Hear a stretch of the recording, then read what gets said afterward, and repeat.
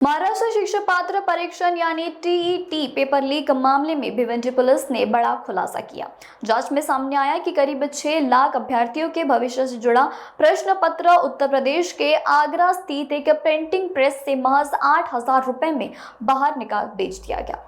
Police के मुताबिक printing press में काम करने वाले एक कर्मचारी ने सुरक्षा व्यवस्था की खामियों का फायदा उठाकर प्रश्न पत्र के चारों सेट बाहर निकाले और उन्हें मुख्य आरोपी के नेटवर्क तक पहुंचाया।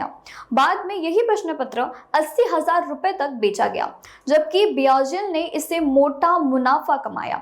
इस पूरे रैकेट का खुलासा भिवंडी में परीक्षा से 2 दिन पहले हुई पुलिस कार्रवाई के दौरान हुआ। गुप्त सूचना के आधार पर पुलिस ने आरोपी को हिरासत में लेकर प्रश्न पत्र बरामद किया।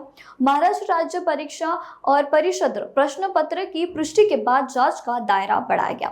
फिलहाल इस मामले में 12 आरोपियों को गिरफ्तार किया जा चुका है, जबकि मुख्य आरोपी बीरेंद्र गुप्ता और उसका साथी सोनू अब भी फरार है। भिवंडी पुलिस दोनों की तलाशी में जुटी हुई है और मामले की अधिक जांच जारी है। त्यातील एका आरोपीसोबत दुसऱ्या आरोपीने आर्थिक व्यवहार करण्यात आले आहे। त्यात फक्त 8,000च नाही, त्यानंतर त्या व्यतिरिक्त त्यांना इतर देखील आमिष दाखवण्यात आले होते, जेणेकरून तुम्हाला प्लॉट घेऊन देण्यात येईल किंवा इतर प्रकारचे असे आमिष दाखवण्यात आले होते। हा पेपर एका बाबूलाल नावाचा आरोपीने नरेश कुमार याच्या ताब्यात दिला आणि त्याने नंतर मग तो गोपनीय पद्धतीने बाहेर काढला। त्यांनी ते शूजमधून बाहेर काढला।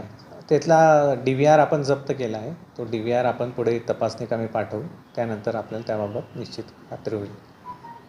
आतापर्यंत 12 आरोपींना आपण अटक करण्यात आली आहे आणि सध्या 2 आरोपी फरार आहेत। त्यातील मुख्य सूत्रधार हा बीरेंद्र कुमार गुप्ता होता आणि त्याला मदतनीस करणारा म्हणजे पेपर याच्यातून बाहेर काढून देणारा मुख्य सूत्रधार सोनू कुमार किशनलाल हा होता।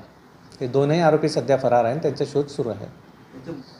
ते ज्या प्रेसमध्ये असे पेपर छपाईसाठी यायचे, त्यातल्या काम करणाऱ्या कर्मचाऱ्यांना असे आमिष दाखवायचे आणि त्यांच्याकडून पेपर बाहेर काढल्यावर मग तो इतर एजंटमार्फत तो त्या राज्यात विकला जायचा। याची किंमत ते वाढवत असेल पुढे, बरोबर, त्यानुसार ते किंमत मग वाढवत जायची।